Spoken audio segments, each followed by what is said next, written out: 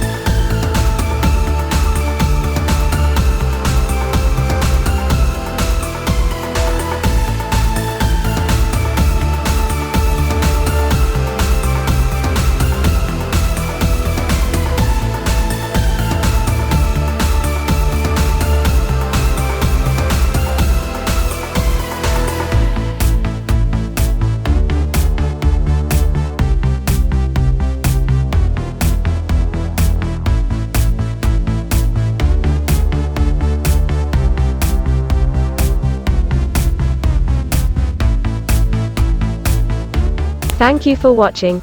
If you like my fashion design work video, and want to learn more, please click to subscribe, like, share, or write yes in the message box below. I will like to see you on next video. See you again.